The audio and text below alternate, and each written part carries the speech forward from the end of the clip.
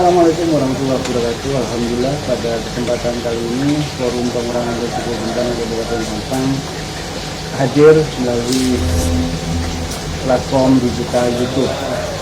Jadi hari ini kita mencoba berbicara banyak hal dari berbagai banyak narasumber dari teman-teman sendiri. Dan alhamdulillah hari ini telah hadir Bapak Nigo Bodu. Assalamualaikum Pak Nigo. Waalaikumsalam. Gimana kabar Pak Nigo? Alhamdulillah baik. Oke, sebelum kita ngobrol banyak Pak Nigo, saya ingin menyampaikan bahwa Forum Pengurangan Risiko Bencana ini di Sampang ini hampir 2-4 bulan berjalan. Dan alhamdulillah hari ini teman-teman di Forum Pengurangan Risiko Bencana ini mencoba berbicara banyak hal, khususnya dalam hal mitigasi atau mengurangi risiko bencana. Teman-teman forum sahabat Forum Pengurangan Risiko Bencana dimanapun Anda berada, hari ini saya ingin mengundang secara khusus Bapak Nigo. Bapak Nigo ini aktivis, orang yang hampir sudah puluhan tahun bergerak di bidang pertanian. Begitu Pak Nigo? Pak Nigo ini juga aktif di Sekretaris Lembaga Pertanian Nahdlatul Ulama Kabupaten Sampang, dan baru-baru ini konon informasi yang kita lihat di beberapa media, beliau menemukan bibit benih yang pas dengan situasi kondisi tanah Madura dan tanah di Jawa maupun di Jawa itu. Oke, sebentar lagi kita akan coba berbicara banyak hal dengan Pak Nigo. Beliau lahir di Sampang pada 24 tahun 1999. Beliau berasal dari Dusun Kendal, Desa Buruk, Kecamatan Sampang. Sebelumnya saya harus mengucapkan salam kemanusiaan dan salam tangguh buat teman-teman Forum Pengurangan Risiko Bencana di seluruh Nusantara. Pak Nigo, Anda melihat situasi kondisi pertanian kita hari ini semakin hari semakin waktu kayaknya lahan kita ini semakin tidak produktif. Betul. Itu kira-kira kenapa Pak Nigo?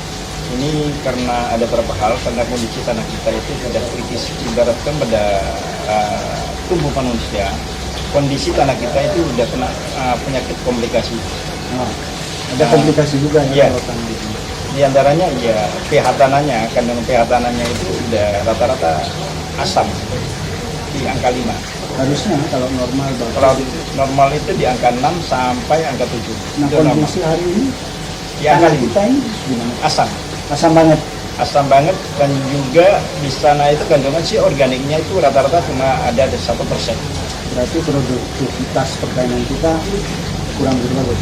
Iya, karena apa? Ini akibat dari penggunaan bahan-bahan kimia, baik pupuk maupun pestisida kimia yang sudah menaun sejak zaman era Orde Baru. Itu bahaya nggak buat alam? Bahaya nggak buat tanah? Jelas bahaya. Seperti apa Pak? Bahayanya apa? Itu mengakibatkan, kenapa ke tanah kita rusak? Karena keseimbangan ekosistem yang ada di tanah kita itu sudah hancur. Di dalam tanah itu banyak makhluk-makhluk hidup, makhluk gaib yang ada dalam tanah, yang pengurai yang ada dalam tanah itu semuanya mati, sehingga tidak berfungsi. Nah, kalau sudah rusak, itu gimana produktivitas pertanian? Jelas produktivitas pertanian menurun, dan risiko pertanian itu amat berat sekali, karena kita itu perlu lebih inten dan mengeluarkan biaya yang luar biasa. Nah, apakah sepadan hari ini kita membangun, artinya membiayai pertanian hari ini dengan era 20-30 tahun kemarin, dengan hari ini lebih mahal atau lebih murah? Semakin lebih mahal. Mungkin lebih mahal. Ya, produk-produk pertanian kayak yang dibutuhkan dalam usaha pertanian kayak pupuk, obat-obatan, dan juga tenaga kerja, biaya produksi semakin meningkat. Semuanya akan semakin mahal. Berarti negara ini perlu ekspor beras banyak ya, kalau situasinya rusak dan tidak produktif pertanian kita. Nah, makanya dari LPPD itu sekarang itu lagi gencar mengadakan pelatihan-pelatihan bagaimana memanfaatkan sumber daya alam ini menjadi dari yang tidak bermanfaat jadi bermanfaat. Dibuat pupuk.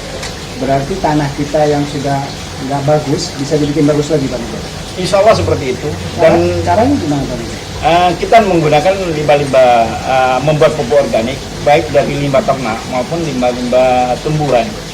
Nah, di petani kita terbiasa nggak pakai cara-cara seperti ini? Selama ini karena mereka tidak terbiasa, karena mereka tidak tahu.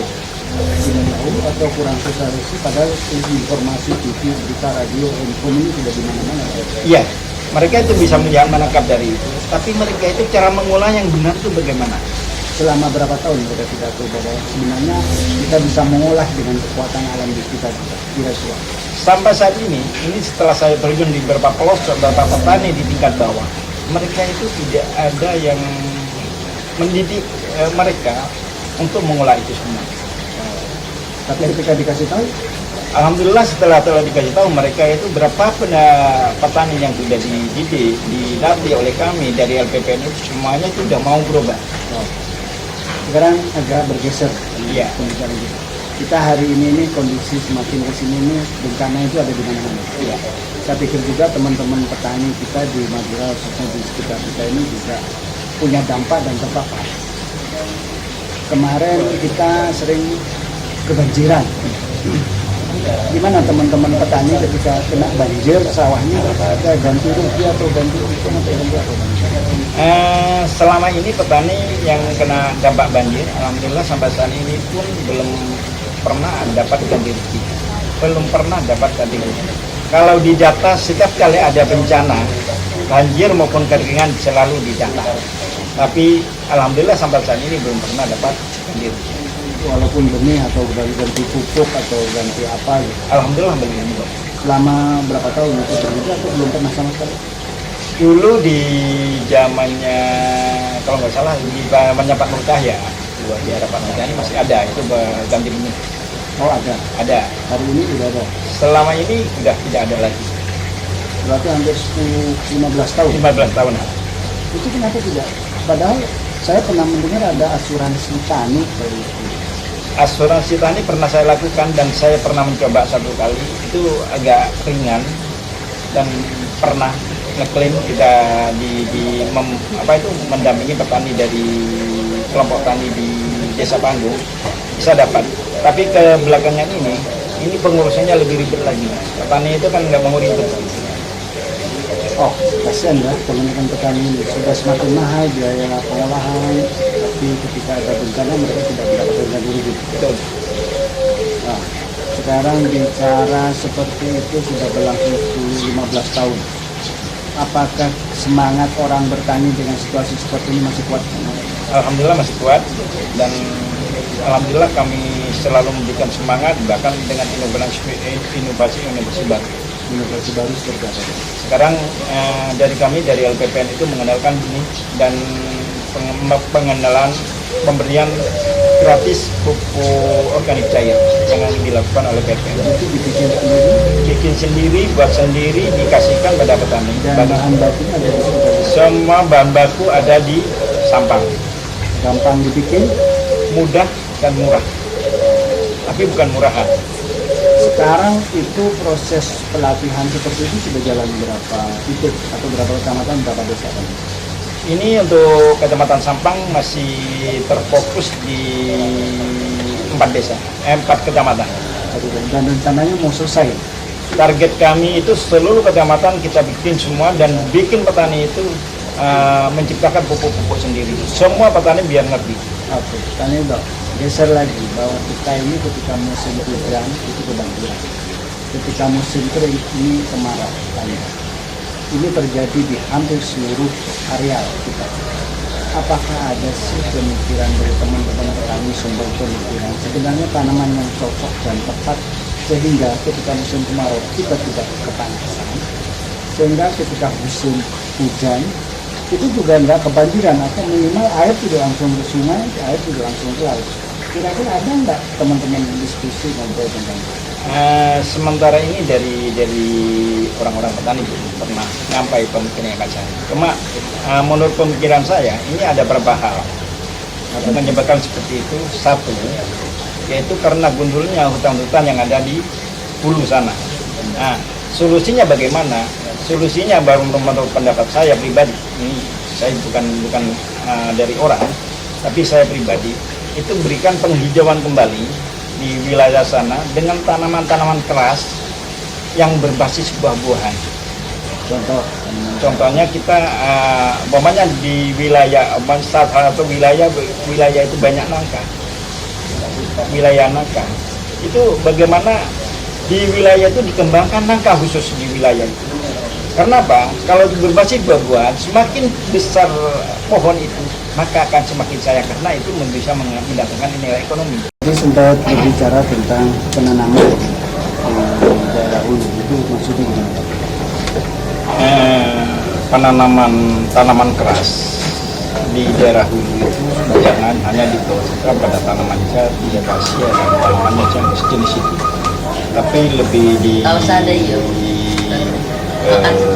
fokuskan pada tanaman buah disesuaikan dengan kondisi wilayahnya masing-masing. Selama ini yang terjadi yang paling banyak Cuma di sesi bantuan tanaman keras yang berupa jati, mahoni dan lain sebagainya. kenapa dengan ini? Kalau kasih tanaman itu nanti kalau udah besar dipotong, itu akan habis.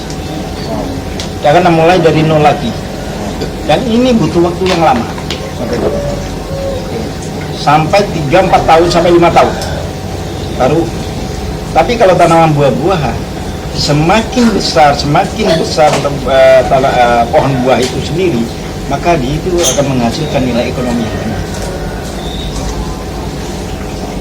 Dan semakin besar itu semakin sayang untuk dipotong. Dari uang itu bisa dibelikan untuk bahan kayu. Tapi hal-hal seperti ini juga perlu disampaikan ya. Perlu. Terkait. Iya. Itu juga termasuk mengurangi ini Iya. kebencanaan di Sabang. Nah, kira-kira tanaman apa selain tanaman keras? Tadi kan tanaman keras yang berbuah. Sekarang yang tidak keras tapi bisa sumber air keluar lagi. Ini dengan apa ya, memperbanyak pupuk-pupuk organik pada lahan-lahan tegalan atau sawah yang ada di hulu. Ini akan membantu menyimpan air dalam tanah itu sendiri. Sehingga walaupun kekeringan tanah itu tidak akan cepat layu. Karena kondisi tanah kita sudah bisa menyimpan air itu dengan memperbanyak pupuk Organik. Iya. Sekarang berbicara pupuk organik dan pupuk pabrikan. Nah, pupuk organik ini tadi sempat dibahas gampang. Iya. Kira-kira contohnya kayak apa sih? Pupuk organik. Ya, contohnya. Kita pupuk organik itu dari kotoran ternak, bisa ternak kayak sapi, kambing, ayam dan sebagainya, itu pupuk organik. Bahan aja, dicampur dengan berbagai macam bahan yang ada. Nanti ada ya empat, atau difermentasi dulu. Tujuannya apa? Untuk mempercepat penguraian dan memperkaya mikroba yang ada dalam tanah sehingga tanah itu menjadi subur. Kalau dari 1.000 petani, itu kira-kira yang paham, yang punya paham itu dia mengolah itu dari 1.000 petani kira-kira itu hanya ada berapa sih yang Amat minim sekali. Amat minim. 5, 10, 20 Yang kurang lebih 50 orang Iya, 5 orang. yang paham. Iya. Kecil banget. Kecil banget sekarang. Itu adalah hal yang sangat bisa dipelajari, bisa diaplikasi di masyarakat. Iya. Selain itu, kami langkah-langkah pemupukan kembali ke organik, terus tanaman keras yang berbuah, itu apalagi bisa mengurangi dampak banjir, dampak longsor. Kalau dampak longsor dan banjir itu lebih cenderung pada tanaman keras. Terus pemanfaatan limbah-limbah tanaman itu menjadi pupuk organik karena ini juga mempengaruhi penyumbatan pada alur sungai atau selokan yang ada di wilayah masing-masing. Ini akan membawa dampak juga, bisa mengakibatkan banjir. Ya, oke. Itu kan yang di daerah-daerah pedesaan. Ya. Nah, bagaimana Anda melihat daerah-daerah perkotaan, tanaman-tanaman kita di pinggir jalan, yang apakah jenis itu sesuai untuk mengurangi risiko untuk melakukan penyerapan air yang di pinggir-pinggir jalan apakah udah cocok atau sekedar indah saja ini? Nampaknya semua sekedar indah aja Pak. Harusnya sewajarnya jenis tanaman pohon kayak Tanaman pohon itu yang bagus itu tanaman kayak tanaman apa namanya? Apa namanya?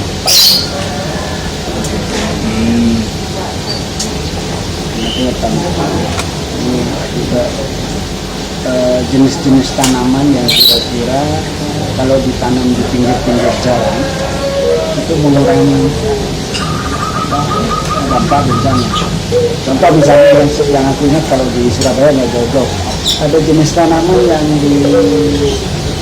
disebar ditanam di pinggir-pinggir jalan kayak ada paku panjang-panjang itu katanya mengurangi polusi. Itu di Kota Madia Surabaya banyak. Nah kira-kira selain tanaman kayak gitu ada lagi nggak Pak? Yang pasti itu cari tanaman yang banyak menyerap air, banyak menyimpan air. Saya pernah mendengar dulu ada Sukun. sukun itu gimana? Sukun itu apabila banyak tanaman sukun di lokasi itu biasanya banyak sumber-sumber air. Karena bisa menyimpan air. Tanah kita cocok Semuanya cocok. Saya katakan cocok. di Madura di sana. Iya. Bahkan di beberapa tempat di daerah saya itu pernah ada tanaman sukun, cuma udah besar dan dipotong dan tidak diperbarui lagi. Harusnya Diperbarui itu tanaman mahal, tidak mahal banget. artinya ditanam saja tumbuh. Mudah. Iya. Itu kebutuhannya berapa tahun? Bisa ratusan tahun bisa. Oh, bentuknya kayak apa sih sukun itu Pak? Sukun itu pohonnya pohon keras besar. Ya kayak yang buahnya yang bulat-bulat itu. Buahnya pun bisa mendatangkan nilai ekonomi. Bisa dijual, bisa juga keripik, juga macam-macam. Ya. Itu dari nanam sampai berbuah itu kira-kira prosesnya berapa tahun? Kalau tanamnya itu tanam dari batang tumbuh yang dari akar itu agak lama. Tapi kalau di stek, model stek itu disambung atau di mana itu 3 sampai 5 tahun udah berbuah. 3 sampai 5 tahun. Berbuah. Menarik ya. Dan kita belum terbiasa nanam sukun kita. Iya. Atau aku belum pernah mendengar proses reboisasi nanam itu tanaman sukun gitu semua. Belum pernah dengar saya. Cuma mungkin beberapa teman yang melakukan itu sangat minimalis banget. Ya, cuma kalau ada semacam proyek kayak seperti itu penanaman sukun di satu wilayah, umpamanya sentral di situ, itu jangan hanya dilepas di situ. Dari proses penanaman kita itu harus awasi terus, harus bina terus bagaimana teknik penanaman yang benar. Pas kita itu bikin lubang dan perlu ada pupuk dan lain sebagainya, perawatannya kayak apa biar supaya dalam masa 3 tahun bisa produksi. Yang kedua, dari hasil itu kan menjadi jangan hanya menjual itu mentahnya. Bagaimana supaya apabila di dalam satu tempat itu banyak pohon sukun untuk yang program seperti ini diolah, jadi menjual olahan. Tadi sudah bercerita sukun. Sekarang kita coba mengenal lebih kegiatan Pak Nidol. Pak Nidol sudah banyak bicara tentang jenis pohon dan tanaman dan problematika yang terjadi. Kilas-kilas. Selama ini kegiatan Pak Nidol apa? Kegiatan kami fokus di bidang pertanian dengan untuk meningkatkan kapasitas kemampuan petani dalam berpikir. Berpikir sehingga bisa menciptakan petani yang kreatif, selektif dan inovatif. Jadi petani kita ini masih punya semangat ya. Alhamdulillah. Gempuran barang luar, gempuran pupuk luar, pabrikan segala macam. Alhamdulillah yang didatangi oleh kami beberapa kelompok-kelompok tani yang didatangi dan dibina kami ini sudah mulai berubah dan mau membuat sendiri. Salah satu contoh di desa Terosan ada Terosan itu kecamatan Banyuapus. Itu sudah bisa mengurangi penggunaan bahan-bahan kimia itu seminimal mungkin. Mereka itu selama 2 bulan saya datang ke sana melatih mereka, mendatangi mereka itu sudah bisa menciptakan 8 jenis produk kebutuhan usaha tani. 8 jenis produk kayak apa? Ini ada pupuk organik padat, pupuk organik cair, yang namanya PGPR. PGPR itu perangsang pertumbuhan akar dan bisa mengimunisasi kekebalan tanaman terhadap serangan hama dan penyakit. Juga bisa membuat asam amino dan agensi hayati, juga pesnat.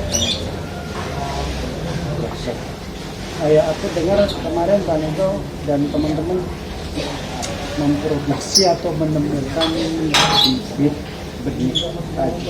Iya. Apa itu? Bisa diceritain sedikit saja. Menemukan apa ini sama teman-teman? Alhamdulillah kami dari LPPN Kabupaten Sampang sudah mempunyai bibit unggul padi yang dikasih nama padi pecah. Itu alhamdulillah salah satu keunggulan dari benih padi pecah itu yaitu produksi tinggi. Produksi tinggi Ya. dibandingkan dengan benih-benih lokal yang benih-benih yang ada di pasaran. seberapa dahsyat Itu rata-rata peningkatan di atas rata-rata 30%. cara ngitungnya di atas 30% itu misalnya 1 hektar. Kalau dalam 1 hektar biasanya itu menghasilkan umpamanya 5 ton. 5 ton terus itu yang biasa. Umpamanya ada yang biasa gitu. Kalau 30% dari 3 ton itu berapa? 7-8 ton. Iya, Benar Pak? benar. Ini real. Bahkan yang punya kami sendiri yang diuji coba karena perlakuan pupuk organik padat di lahan dan pupuk organik cair seimbang dan sudah lama dilakukan hal itu. Yang kondisi tanah kami sudah lumayan subur. Itu produksi dalam luasan 826 meter persegi. 26 meter persegi itu menghasilkan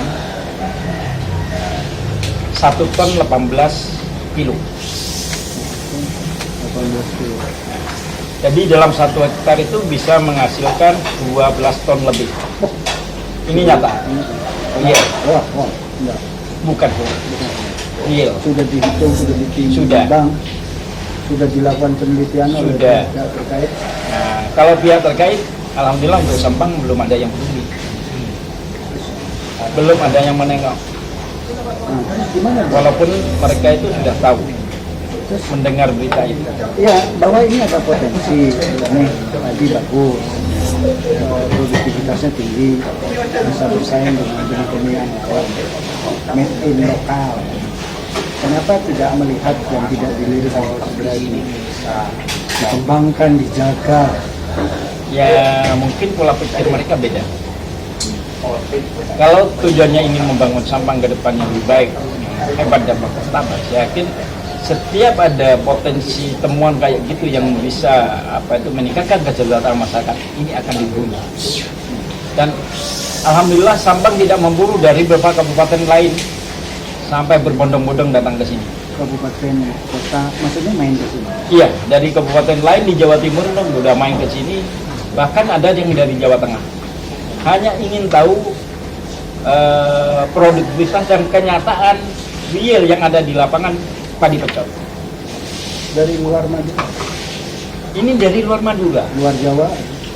Kalau luar Jawa nggak ada, cuma via video call. Tapi kalau yang dari Jepara itu datang langsung ke sini. Dari Magetan itu sampai bawa rombongan, dari Jember datang sampai bawa rombongan, dari Pasuruan datang. Dan komentarnya ketika melihat benih padi pecot ini, Dia bilang Madura bisa. Bahkan LPPU akan hidup dari Sampang. Pergerakan Sampang luar biasa. tapi Madura, teman-teman jaringan petani Panido dan LPPNU atau jaringan teman-teman petani Panido rata-rata sudah paham Udah, dunia pecot. sudah. Bahkan kemarin di musim tanam yang pertama itu di salah satu desa di Kecamatan Robetal di sana. Di situ tempatnya petaninya itu membeli produk-produk hibrida yang notabene harganya cukup tinggi, 1 kilonya itu 90 sampai 120.000. Alhamdulillah ada salah satu tempat di situ, ada 3 tempat di situ yang ditanami dengan padi pecot ini. Dan alhamdulillah kiblat mereka sekarang dari padi hibrida kembali pindah ke pecot.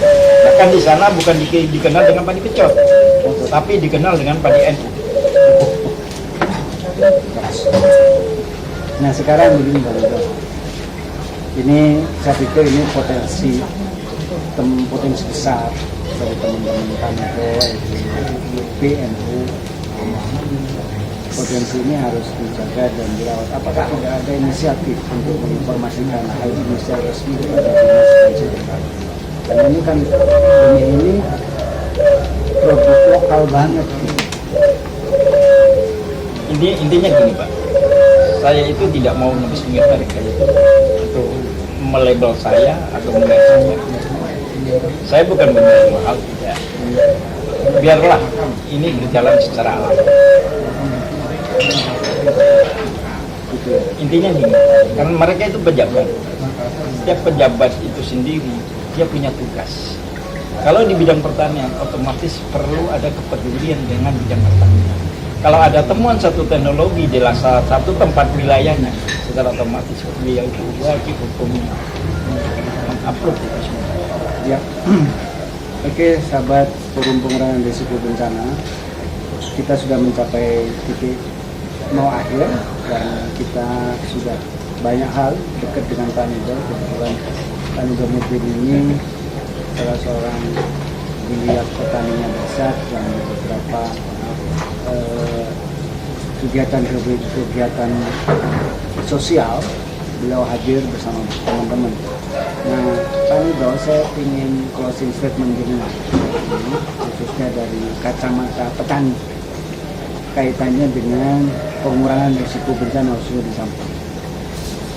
Saya minta komentar Anda, pesan-pesan Anda, sehingga bahwa mengurangi risiko bencana itu kan tidak ansih teman-teman pegiat kebencanaan, BPBD atau lembaga-lembaga yang relawan-relawan pegiat kebencanaan saja. Namun dari stakeholder yang lain seperti contohnya petani perlu kita dengar, perlu kita minta sarannya, sehingga pengurangan risiko bencana ini tidak hanya sebatas lingkaran kecil saja, tapi keterlibatan banyak stakeholder memberikan kritik dan saran sehingga pengurangan risiko bencana itu bisa perfect, bisa sempurna. Monggo Pak. Iya, untuk dalam hal apa namanya itu mengurangi risiko bencana, kita bicara bencana itu banyak hal. Kalau di bidang pertanian itu bencana juga, itu kalau ada serangan hama penyakit yang bisa mengakibatkan kegagalan panen, bisa busuk, kekeringan juga bisa. Nah, dalam hal ini kita makanya dalam kami itu bagaimana menciptakan petani yang tangguh. Petani yang tangguh itu kita didik yang kreatif, selektif dan inovatif. Nah, kalau udah tahu itu semua, insya Allah petani kita itu tidak akan gagal panen, minimalisir permasalahan ini, dan juga mendidik petani-petani ini paham permasalahan petani, karena pada umumnya petani kita itu tidak paham, sehingga mereka itu teledor dan karena ketidakpahaman itu di bidang pertanian. Kalau di bidang lingkungan, kita bencana banjir dan lain sebagainya, itu ini akibatnya dari yang di hulu itu banyak hutan-hutan yang dicetak jadi sawah. Sedangkan di situ itu tidak ada solusi sama sekali. Misalnya di tepian sawah itu dikasih tanaman penahan dan lain sebagainya. Penahan itu biar menghasilkan tidak sia-sia, itu lari pada tanaman buah-buahan. Apa? Disesuaikan dengan kondisi yang ada di wilayah itu. Kalau cocoknya umpamanya tanaman rambutan, kita tanam rambutan di situ. Tanam nangka, maka tanam nangka di situ. Tapi kalau kita bicara nangka, jangan jual nangka yang utuh, tapi dibikin produk punya nilai. punya nilai tambah dan bisa menciptakan lapangan kerja. Oke, terima kasih Pak Nigo hadirnya. Jangan kapok kalau dosa-dosa Siap. forum pengurangan dosa bencana menggunakan keringan atau kami forum pengurangan dosa bencana ini hadir ke kediaman karena menurut informasi yang kita tangkap Pak Nigo ini punya semacam ibu wisata mini di tempat dia, ada kurang karena berapa meter dan meter, cuma lengkap kelasnya, ada tempat pembelajaran, banyak tanaman-tanaman di sana. Terima kasih banyak Pak Nigo kehadirannya, dan kita akan bertemu di sesi selanjutnya tetap di bawah forum pengurangan risiko bencana Kabupaten Sampang. Salam tamu, salam kemanusiaan. Wallahul muwaffiq ila aqwamit thoriq. Wassalamualaikum warahmatullahi wabarakatuh.